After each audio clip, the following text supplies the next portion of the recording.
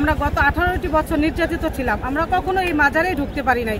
আমাদেরকে অনেক কষ্ট করে এই মাজারে ঢুকতে হয়েছে। এমনভাবে তারা ব্যারিকেড সৃষ্টি করেছিল যে কোনো জায়গা দিয়ে ফাঁক দিয়েও যদি কেউ ঢুকতো তবে তারা আমাদেরকে ঘুরে ঘুরে ধরে বের করে দিত।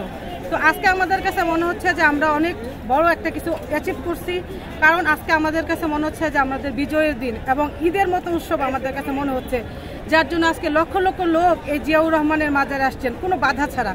এটা আমাদের কাছে অনেক বড় একটা পাওয়া।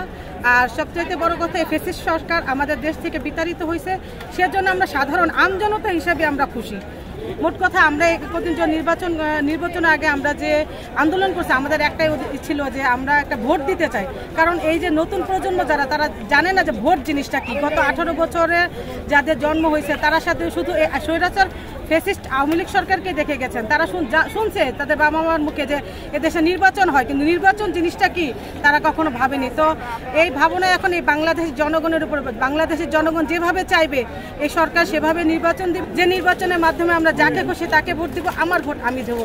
যে আমরা যে অত্যাচার নির্যাতন, আমি না, কোনো রাজনৈতিক দলের নেত্রীরা শুধু না, মোট কথা বাংলাদেশের জনগণ সবাই এই সরকারের যে নির্যাতন সেটা শিকার হয়েছে। তো এখন স্বৈরাচার মুক্ত দেশ হয়েছে, কিন্তু স্বৈরাচারের যারা আঘাত করেছেন, যারা এই দেশের তাদের কর্মী ছিলেন, তারা তো এ দেশেই রয়ে গেছেন। এবং শেখ হাসিনা পালিয়েছেন, কিন্তু ওনার দোসররা তো পালাতে পারেন নাই। আমাদের যে আমাদের 5 তারিখে যে বিজয় অর্জিত হলো, সেই বিজয়ে আমাদের অনেক লোকের প্রাণ গেছে, অনেক নেতা কর্মী, সেটা আম জনতা থেকে শুরু করে ছাত্র সমাজ থেকে শুরু করে বিএনপির লোকজন, প্রতিটা দলের লোকজন, জামাত বলেন। এটা বলতেই হবে যে স্বাধীনতা যুদ্ধের সময় ভারত আমাদেরকে হয়তোবা সহযোগিতা করেছেন, তাদের স্বার্থে সহযোগিতা করছেন। এই হাসিনা সরকার যেটা করেছে সেটা অতিমাত্রায় ভারত ভক্তি।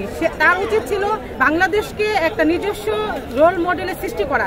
সে যে এখন ভারতে আশ্রয় নিচ্ছেন, কারণ হলো উনি জানেন যে ওনাকে ভারত ছাড়া বিশ্বের বুকে কোনো দেশে তাকে আশ্রয় দিবেন না, কারণ সে মাফিয়া সরকার, সে স্বৈরাচার সরকার। এটা সে প্রমাণ করছেন। এমনকি নির্বাচনের আগেও যখন বহির্বিশ্ব থেকে চাপ দেওয়া হয়েছিল যে সকলকে মিলে একটা নির্বাচনের ব্যবস্থা করার জন্য, উনি কিন্তু সেটা করেন নাই, শুধুমাত্র উনি ক্ষমতায় টিকে থাকার জন্য।